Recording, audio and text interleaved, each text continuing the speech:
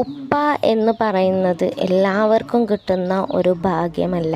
പക്ഷെ അത് കിട്ടിയവർക്ക് അതൊരു അമൂല്യ നിധിയാണ്. അതായത് നമ്മൾ ഉമ്മയുടെ വയറ്റിനുള്ളിൽ വരുന്ന സമയത്ത് തന്നെ നമുക്ക് ഉള്ള ഒരു ബന്ധമാണ് ഉപ്പയും ഉമ്മയും ഒക്കെ. അപ്പോൾ ഈ ഉപ്പ എന്ന് പറയുന്ന ആൾ നമ്മളോട് പ്രകടമായി സ്നേഹം കാണിക്കാത്തത് കൊണ്ട് തന്നെ പല മക്കളും വിചാരിക്കുന്നത് ഉപ്പാക്ക് ഉമ്മാൻ്റെ അത്ര സ്നേഹമില്ല എന്നാണ്. ഇപ്പം അടുത്ത് ഞാനൊരു റീല് കണ്ടു. ആ റീലിൽ ഉപ്പായും ഉമ്മയും ഉണ്ട്. ഈ മക്കൾ സർപ്രൈസായിട്ട് വരുന്നതും ഗിഫ്റ്റ് തരുന്നതൊക്കെ ആയിട്ട് കുറേ റീൽസ് കണ്ടിട്ടുണ്ട്. ഇതിലൊക്കെ ഉപ്പയും ഉമ്മയും ഉണ്ടെങ്കിലും ഉമ്മ പൊട്ടിക്കരഞ്ഞ് മക്കളെ കെട്ടിപ്പിടിക്കും, അവർ ഉമ്മ കൊടുക്കുകയൊക്കെ ചെയ്യും. പക്ഷേ ഉപ്പ അങ്ങനെ ഒതുങ്ങി നിൽക്കും. ഇതൊക്കെ കാണുമ്പോൾ എനിക്ക് സത്യം പറഞ്ഞാൽ എൻ്റെ ചെറുപ്പത്തിലുള്ള ഒരനുഭവമാണ് ഓർമ്മ വന്നത്.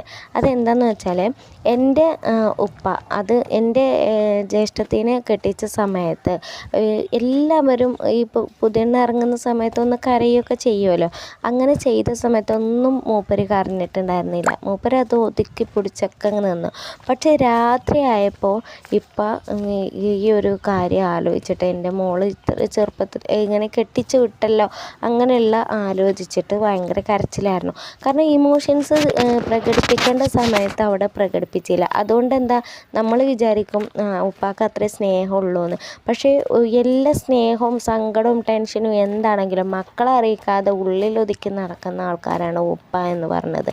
അവരുടെ സ്നേഹം ഒരിക്കലും ഉമ്മാൻ്റെ പോലെ പ്രകടമാക്കി കാണുന്നില്ലെങ്കിലും അവരുടെ ഉള്ളിൻ്റെ ഉള്ളിൽ ഭയങ്കര സ്നേഹമായിരിക്കും.